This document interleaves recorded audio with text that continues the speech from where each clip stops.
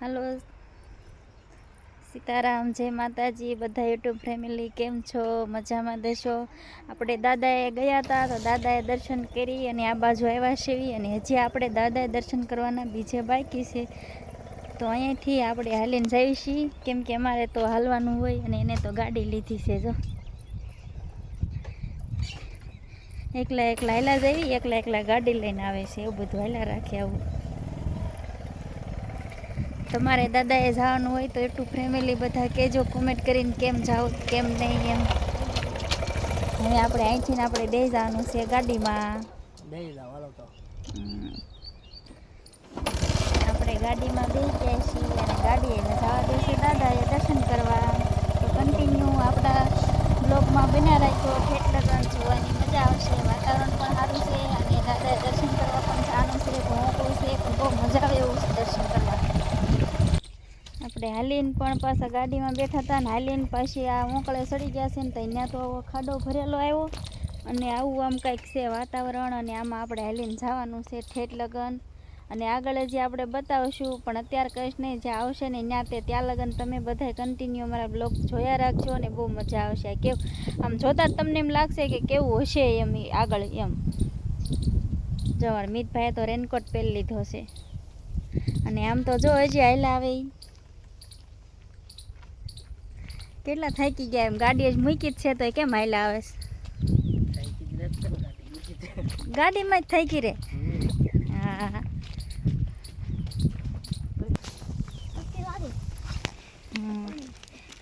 કેવું મોકળું છે, કોઈને બીક લાગે? આમ જોવો તો, આમ આપણે હલાવી છે, આમ જોવો તો નો બીક લાગે હો. આપણે દાદા બેઠા છે, એ રક્ષા કરે, આપણને બીક થોડી લગાડવાની હોય. રક્ષા લગાડે જ તેને, કેમ દાદા રક્ષા કરે જ તેને. ત્યારે આપણે એમનો વિશ્વાસથી આપણે અહીં લગન આવ્યા હોય કે નહીં.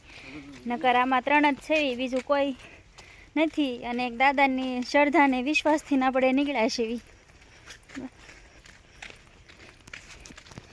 આ અમારે બીજું પાણી આવી ગયું છે અને આપણે એમાં હાલ્યા જ આવી છીએ. તો તમે જ બધા કોમેન્ટ કરીને કહેજો કે આમાં કેવો અમને શ્રદ્ધાને વિશ્વાસ હશે કે આ ચોમાસાની બધા બંધનું એલાણ છે તોય આપણે દર્શન કરવા આવ્યા છીએ. હા એમ છે ને, પાણીમાં નાઈન કોર હાલા જઈએ છીએ કે નહીં? મારે મિતભાઈ શું કેસ મીતું? કેટલું પાણી છે? હા એમ આટલું પાણી ભર્યું છે અને આગળ હજી ઘણું પણ આવશે અને એમાંથી આપણે પાર કરીને દાદાના દર્શન કરવાના જ છે. તો આજ ફાઇનલ કરીને જ આવ્યા છીએ ઘરેથી. તમારું શું કેવું? પોરો ખાવા ઊભા છીએ 2 મિનિટ. જો આપણે અડધે પહોંચી ગઈ છે, થોડાક દાદા દૂર છે અહીંથી. થોડાક એટલે 5 થી 6 ખેતર વાવ, થોડાક એટલે એટલા.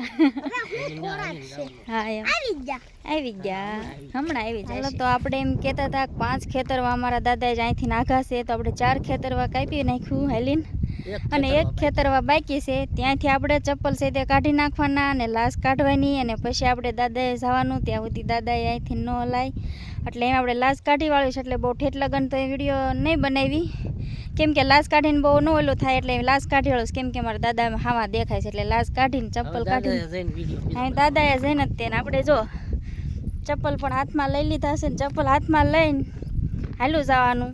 અને ચંપલ હાથમાં ન લેવો હોય તો એ મૂકી દેવાય. આપણા ચપ્પલને કોઈ કાંઈ હલાવે નહીં. દાદાનું એટલું હાથ છે પણ તો એમ થાય કે આપણે લઈને હાલા જઈએ છીએ. અમારે મિત તો જો ઠેઠ ક્યાં પહોંચી ગયો છે, ક્યાં ઠેઠ પહોંચી ગયો છે. મેં બ્લોગ બનાવવા રહ્યા હતા એને એટલી શ્રદ્ધા ને વિશ્વાસથી કે મને બીક ન લાગે. બાકી આમાં આટલું બધું જંગલ જેવું છે અને એમાં એકલો હાલો જાય છે, એને બીક લાગે છે. જો દેખાય છે હાલો જાય છે ને ભાઈ અમારે એકલા.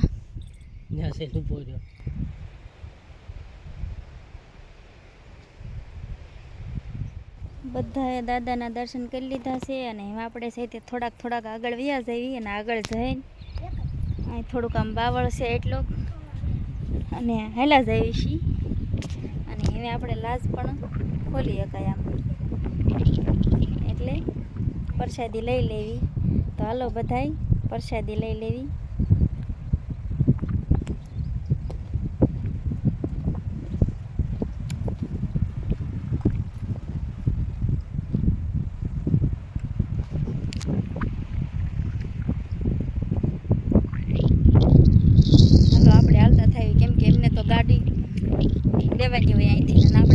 ખરાબ થઈ ગયો હાલતું થઈ જવાનું એટલે આપણે હાલતા થઈ ગયા. આપણે પણ ત્યાંથી હાલતા થઈ ગયા હતા અને થાકી ગયા. પછી આ કંઈક ઝાડવો આવો આવે છે એટલે મેં દર ખેલ આયા આ ઝાડવે તો 5 મિનિટ અમે પોરો ખાવી અને તો તમને આમ એમ થાય કે ના ના મજા આવી એમ. એટલે જો અમે હું અહીં પહોંચી ગઈ છું અને એ હજી થોડાક પાછળ છે હમણાં આવે એટલે એમને પણ બતાવું. આ ઝાડવે પહોંચ્યા ને તેને નાસ્તો યાદ આવી ગયો કેમ કે દર ખેલ અહીંયા નાસ્તો કરવી છે. દાદ નાસ્તો નથી લાવ્યા ને તમારા ભાઈને યાદ આવી ગયો નાસ્તો કેમ નથી લાવ્યા એમ. કેવું એને યાદ આવી ગયું જો આપણે અહીંયા ઘડીક બેસી ગયા સાયવામાં.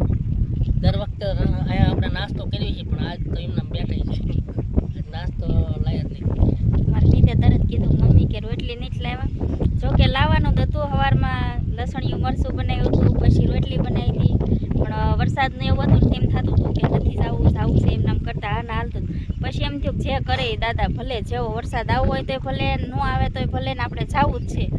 ને ખાઈ લીધું અને 12 વાગે હાલતા થયા અને 1 વાગ્યો તો અહીં પહોંચી ગયા અને 2 વાગે આવડા દાદાએ પહોંચી ગયા દર્શન કરીને આપણે પોરો ખાવા બે ગયા.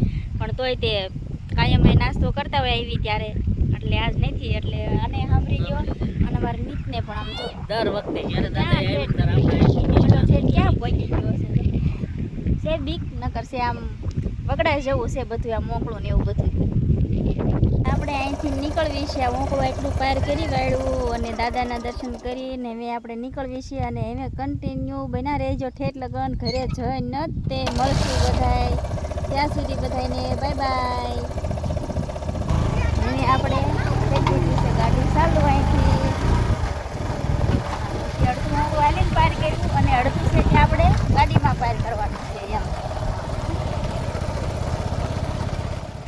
હાલો તો આપણે ઘરે પહોંચી ગયા છીએ અને થાકી બહુ જ ગયા છીએ અને આવું આમ વાતાવરણ કાંઈ એવા તો આવા સાટા ઝીણા ઝીણા શરૂ છે અને વરસાદ પણ બહુ અંધારો છે. આમ વરસાદ તો અંધારો છે કેવો આવે કેવો નહીં કાંઈ ખબર નથી પણ આમ થાકી એટલે ગયા છીએ ને કે ઠેઠ નાખીને આવ્યા અને આમ બહુ હાલ્યા એવું એટલે થાકી ગયા હતા અને અત્યારે ઠેઠ પહોંચ્યા છીએ. તો કેવો લાગ્યો મારો બ્લોગ તો લાઈક શેર ને સબસ્ક્રાઈબર કરી દીજો. હાલો ત્યાં સુધી ફરી મળશું નવા બ્લોગમાં બાય બાય.